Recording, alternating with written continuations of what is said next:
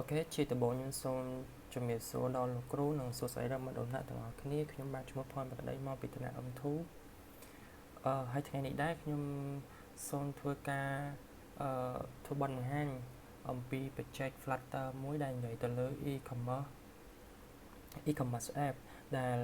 បច្ចេកហ្នឹងខ្ញុំប្រើប្រាស់ back end ជាមួយនឹង Node.js Express ហើយនឹង front end យើងប្រើប្រាស់ Flutter និង database យើងប្រើនៅ MongoDB អញ្ចឹងឥឡូវយើងចូលមកមើល app នឹងត្មងទៅជាដំបូងយើងចូលមកវាចូលទាមទារឲ្យយើងធ្វើការ login ហើយយើងវាយបញ្ចូលនៅ user account ដែលមាន email address និង password អញ្ចឹងខ្ញុំបានបង្កើត account ហើយហើយសម្រាប់ធ្វើការ testing ឥឡូវខ្ញុំសូមបញ្ចូល user account នឹងមកទៅ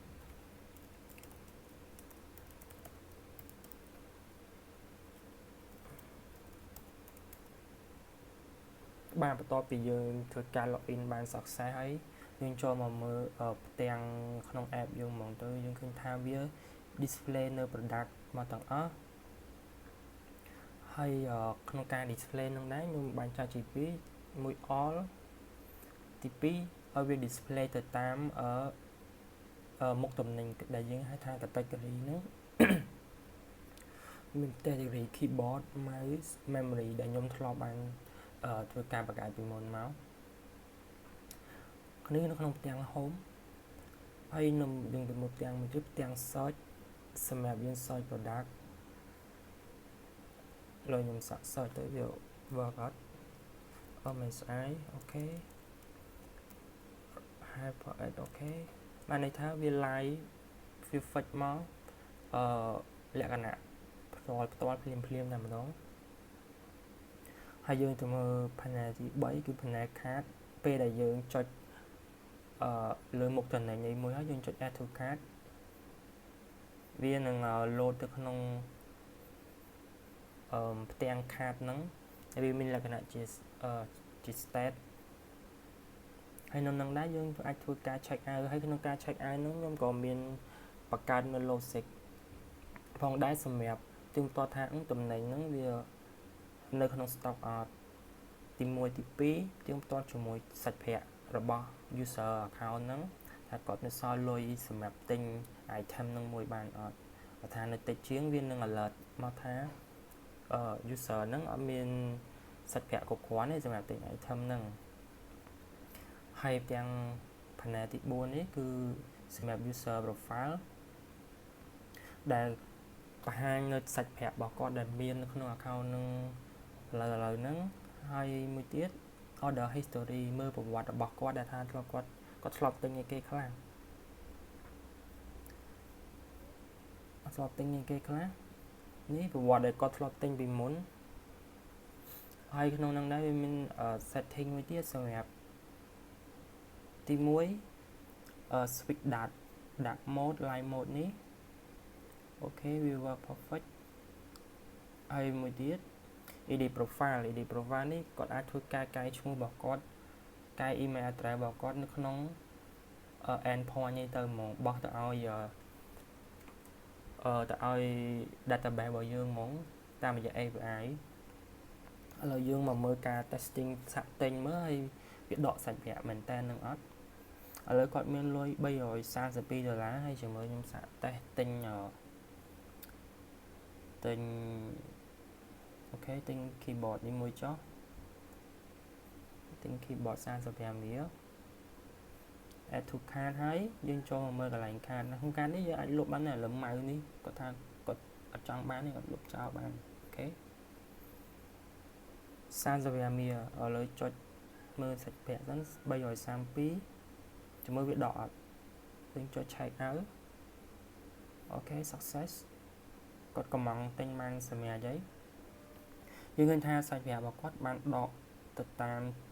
តម្លៃតំណែងដែលគាត់ទិញហ្នឹងហើយក៏វា load ចូលនៅក្នុង order history នេះដែរនេះសិតតែទាញមកពី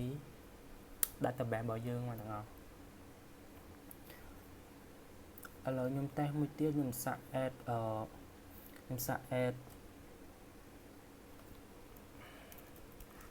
add category ថ្មីហើយ add product ថ្មី ខ្ញុំសាក add category ថ្មីនឹង add item ថ្មីជាមួយវា fetch មកថ្មីចូលនៅក្នុងផ្ទាំង home របស់យើងដែលក្នុងការគ្រប់គ្រង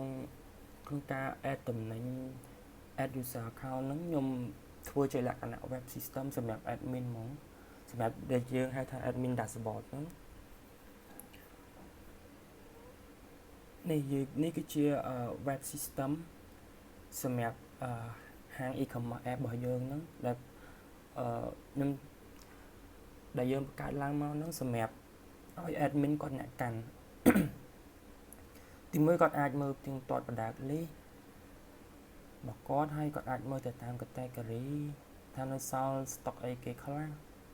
ហើយគាត់អាចធ្វើការ edit បានអីជាធម្មតាទៅឥឡូវខ្ញុំតេស្តហ្មងទៅខ្ញុំតេស្ត add product មួយខ្ញុំ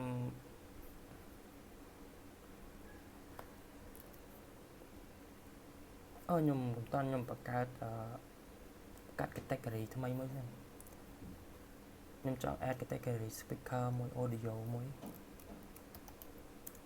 audio អូខេចូលយើងមកមើល add របស់យើងវិញ reframe មួយ audio អូខេចូល category តើមានបដាអីទេខ្ញុំ add brand មួយឈ្មោះអីនេះមើលសិន prisoners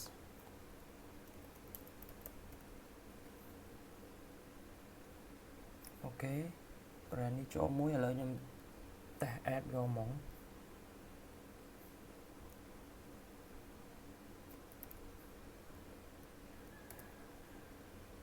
$150ខ្ញុំមាន stock 5គ្រាប់ category នេះ audio ដែលយើងទៅបង្កើតមុនហ្នឹង brand prisoner បង្កើតមុនហ្នឹងដែរ image URL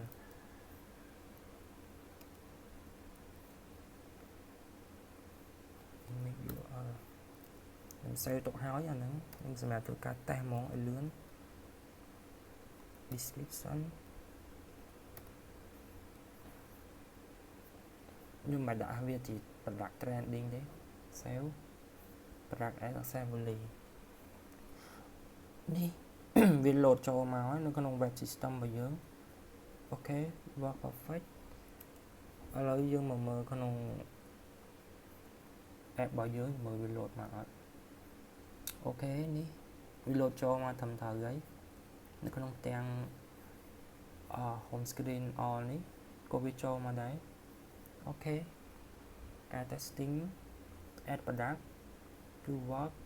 ដកលុយក៏ work យើង search មើល product add មិញហ្នឹងអូខេវាមកភ្លាម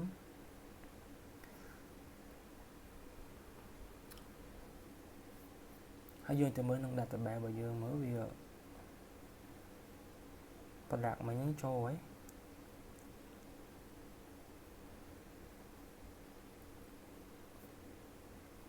នេះ prisoner Iris 3.5 នេះចូលហើយអញ្ចឹងយើងឃើញថា app របស់យើងបោះមក MongoDB database របស់យើងហ្នឹងគឺវា perfect តាមរយៈ API Node.js Express អញ្ចឹងការធ្វើ demo project Flutter នេះដូចមានតែប៉ុណ្្នឹងហើយចង់ខ្ញុំសន្មតថា app របស់យើងនេះគឺវា work អូខេហើយវាជួយសម្រួលដល់ការប្រើប្រាស់របស់user ផងដែរដូចជាការទិញទំនិញការ search product អីវាមានល្បឿនលឿនអញ្ចឹងការធ្វើ demo របស់ខ្ញុំនេះមានតែប៉ុណ្្នឹងទេលោកគ្រូហើយសូមអរគុណសម្រាប់ការចំណាយពេលរបស់លោកគ្រូនិងអ្នកទាំងអស់គ្នាតាមដានការធ្វើ demo របស់ខ្ញុំបាទសូមអរគុណ